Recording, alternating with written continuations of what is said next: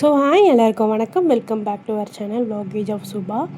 இதுதான் என்னுடைய video first time பார்க்குறீங்கன்னா நீங்கள் மறக்காமல் சப்ஸ்கிரைப் பண்ணி வச்சுக்கோங்க. இந்தமாரி யூஸ்ஃபுல்லான கண்டென்ட்ஸ் உங்களுக்கு பிடிச்சிருந்தாலும் கண்டிப்பாக ஷேர் பண்ணிவிட்டு உங்கள் ஃப்ரெண்ட்ஸுக்கும் அனுப்பி விடுங்க. ஸோ இன்னும் எனக்கு ஆறுதல் கொடுக்க நிறைய பேர் வந்தீங்கன்னா நல்லாயிருக்கும். நான் அதுதான் உங்கள்கிட்ட நான் கேட்டுக்கிறேன். ஸோ ஓகே, நான் வந்து ரொம்ப நாளுக்கு அப்புறம் வந்து வீடியோ போடுற மாரி எனக்கு தெரியுது. எனக்கு ஒரு 2 வீக்ஸு டைம் ஆகிடுச்சி. நான் வந்து லாஸ்ட்டாக வந்து என்னுடைய டைமண்ட் ஹால் போட்டுருந்தேன். அவ்வளோதான். அதுக்கப்புறம் நான் எதுவுமே போடலை. ஸோ எனக்கு வந்து ஒரு 1 வீக்காக ஃபீவர் இருந்துச்சு. ஸோ என்னால் கண்டினியூவாக போடவே முடியல.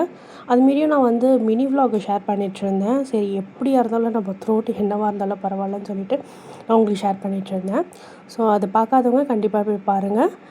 இப்போ வந்து இந்த vlog coming back to this vlog, இது வந்து என்ன விலாகுன்னு பார்க்குறீங்கன்னா, இது வந்து ஒரு டயட் ஃப்ரெண்ட்லி கண்டிப்பாக. அதுக்கப்புறம் நம்மளுக்கு ப்ரோட்டீன் ரிச், நம்மளுக்கு வந்து ரொம்ப பசியாக இருக்குது, சஃபிஷியண்ட்டாக சாப்பிட்டா கூட நம்மளுக்கு பசி இருக்குது அப்படின்னா இது கண்டிப்பாக இதை ட்ரை பண்ணுங்கள். இது அவ்வளோ ஒரு சூப்பரான ஒரு ரெசிபின்னு சொல்ல முடியாது, ஒரு ஃபுட்டுன்னு நம்ம சொல்லிக்கலாம். ஸோ அவ்வளோ வந்து இதில் ரிச்சாகவும் இருக்குது, ப்ரோட்டீன் ரிச்சாக இருக்குது.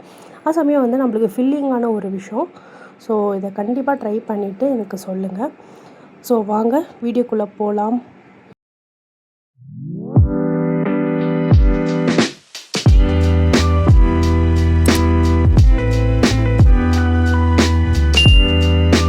ஸோ இதுக்கு வந்து மெயினாக மின்ட் சட்னி நம்மளுக்கு தேவை. மின்ட்டு சொல்ல முடியாது, கொரியண்டர் தான் நம்ம அதில் அதிகமாக சேர்த்துருக்கோம். ஸோ கொரியண்டர் சட்னி இதுக்கு நம்மளுக்கு தேவைன்னு சொல்லிவிட்டு இந்த கொரியண்டர் சட்னியில் வந்து நான் என்னென்னலாம் ஆட் பண்ணியிருக்கேன்னா, கொரியண்டரு ஒரு 2 கைப்பிடி அளவு நல்லா கொரியண்டரு ஃப்ரெஷ்ஷாக அதோடைய ஸ்டெம்ஸ் எல்லாம் ரிமூவ் பண்ணிவிட்டு ரூட்ஸ் எல்லாம் நல்லா க்ளியர் பண்ணிவிட்டு அதை நல்லா வாஷ் பண்ணிவிட்டு இந்தமாரி 2ஆக கட் பண்ணி போட்டுக்கோங்க கொரியண்டர் லீஃபு. அதுக்கப்புறம் வந்து புதினாவும் கிள்ளி போட்டுக்கோங்க. அப்புறம் வந்து ஒரு பாதி சைஸு ஒரு 100 கிராம் சொல்ல முடியாது, 50 கிராம் எடுத்துக்கோங்க. 50 கிராம் வந்து பன்னீரை வந்து நான் இதில் அப்படியே 2ஆக கட் பண்ணி போட்டுக்கிறேன். அதுக்கப்புறம் வந்து நம்மளுக்கு சைடில் வந்து பன்னீருக்கு வந்து தேவைப்படும். அதையும் வந்து பன்னீர் ஸ்டஃபிங்க்கு நம்மளுக்கு தேவையில்லை. ஸோ இது பன்னீர் விராப் தானே. ஸோ அதுக்கு வந்து பன்னீரை க்யூபாக கட் பண்ணிவிட்டு மஞ்சத்தூள், கரம் மசாலா, அப்புறம் வந்து மிளகாத்தூள், நம்ம நார்மல் மிளகாத்தூள் தான், வெறும் மிளகாத்தூள்னு சொல்லுவாங்களே, அதை போட்டுக்கிட்டேன் நான். ஒரு ஸ்பூன் போட்டுக்கிட்டு அதுக்கப்புறம் லாஸ்ட்டில் 1 ஸ்பூன் வந்து நெய் விட்டு இதை நல்லா மேரினேட் பண்ணி இதை ஓரமாக விட்டுடணும். ஸோ இது நல்லா மேரினேட் ஆச்சுன்னா ஒரு 20 மினிட்ஸ் மேரினேட் ஆனாலே சூப்பராக இருக்கும் இதுக்கு. ஸோ இந்தமாரி வந்து தனியாக எடுத்து வச்சுக்கோங்க மேரினேட் பண்ணதை. இது வந்து நம்ம அந்த ஸ்டஃபிங்கில் வந்து கலந்துட்டு பண்ணிப்போம். ஸோ இப்போ வந்து அந்த மின்ட் சட்னிக்கு வந்து நான் லாஸ்ட்டாக பன்னீரோடு சொன்னேன்ல, அதுக்கப்புறம் வந்து ஒரு 4 பச்சை மிளகா போட்டுக்கோங்க. அதுக்கப்புறம் ஒரு கை அளவு பொட்டுக்கடலை, கொஞ்சமாக வந்து ஜீரகம், அது கூட வந்து 4 பல்லு பூண்டு, பண்டு இல்லை 4 பல்லு பூண்டு போட்டுக்கோங்க. ஒரு சின்ன அளவு வந்து இஞ்சி துண்டு போட்டுக்கோங்க. அப்புறம் லைட்டாக இந்தமாரி ஒரு பாதி லெமனை வந்து ஸ்க்வீஸ் பண்ணி விட்டுக்கோங்க. ஸோ இவ்வளோ தான் இதோடைய ப்ரிப்பரேஷன் முடிஞ்சிருச்சு. இதை ஓரமாக அப்படி வச்சிடலாம். இப்போ வந்து நம்மளுக்கு ஸ்டஃபிங்க்கு அளவுக்கு என்னென்ன வெஜிடபிள்ஸ் நம்ம எடுத்துருக்கோன்னா, இதுக்கு வந்து கேப்சிகம்மு, கேரட்டு, அதுக்கப்புறம் கேபேஜு, ஆனியன், இதுதான். அப்புறம் இந்த ஜார்லேயே வழித்து வச்ச அந்த மின்ட் சட்னியில் நம்ம ஒரு 4 தக்காளி வந்து அரைச்சி வச்சுக்கலாம் ஓரமாக. இப்போ வந்து இந்த காய்கறியெல்லாம் நம்ம வந்து ரெடி பண்ணிக்கலாம். மெயினாக வந்து இதுக்கு வெங்காயம் ரொம்ப நல்லாயிருக்கும், அதுக்கப்புறம் கோஸ் நல்லாயிருக்கும். இந்தமாரி நீங்கள் இந்தமாரி இந்த கிரேட்டர் இருக்குது பார்த்தீங்களா, இது ஒன்று இருந்தாலே போதும். இதிலே வச்சு கேப்சிகம்மு, கேரட்டு, அதுக்கப்புறம் வந்து ஆனியனு, கேபேஜ், இது 4த்தையுமே வந்து நான் இந்த ஒரே இது உள்ள பிளேடில் முடிச்சிட்டேன். ஸோ இந்தமாரி பண்ணிக்கோங்க, நல்லாயிருக்கும் ரொம்பவே. அப்புறம் ஒரு கடாயில் வந்து ஒரே ஒரு ஸ்பூன் எண்ணெய் விட்டேன். எண்ணெயில் வந்து அப்படியே டைரெக்டாக வந்து இந்த இந்த 4 வெஜிடபிள்ஸையும் நம்ம போட்டுக்கலாம். கேரட்டு, கேபேஜு, குக்கும்பர் இல்லை, கேப்சிகம்மு, அதுக்கப்புறம் வந்து ஆனியன், இந்த 4த்தையுமே நம்ம போட்டு வதக்கிக்கலாம். கொஞ்சம் எடுத்து வச்சுக்கோங்க, ஏன்னா நம்ம வந்து உள்ளே ஸ்டஃப் பண்ணும்போது கொஞ்சம் மேலே போட்டால் நல்லாயிருக்கும். ஸோ அதுக்கு தேவைப்படும் நம்மளுக்கு. ஸோ அதுக்காக நம்ம அதை எடுத்துக்கலாம். இதெல்லாம் நல்லா வதக்கிட்டு அதுக்கப்புறம் அந்த தக்காளி பியூரியை அரைச்சி ஊற்றிக்கோங்க. நான் சொன்னேன்ல 4 தக்காளி அரைச்சிக்கோங்கன்னு சொல்லிட்டு அந்த பியூரியை வந்து இதில் ஊற்றிக்கோங்க. நான் அது வீடியோ எடுக்க மறந்துட்டேன். ஸோ அதுக்கப்புறம் இது எடுத்தது அப்புறம் நம்ம மேரினேட் பண்ண பன்னீருமே அதில் போட்டுட்டு நல்லா மிக்ஸ் பண்ணிவிட்டு கொஞ்சம் தேவையான அளவுக்கு உப்பு போட்டுருங்க. நீங்கள் அந்த காய் 4மே வதங்கும் போதே உப்பு போட்டுட்டு அதை நல்லா பெரட்டி விட்டுருங்க. நம்மளுக்கு காரத்துக்கு உங்களுக்கு எவ்வளோ வேணுமோ பார்த்துக்கோங்க. நான் ஒரே ஒரு ஸ்பூன் மட்டும் வெறும் மிளகாத்தூள் போட்டேன்.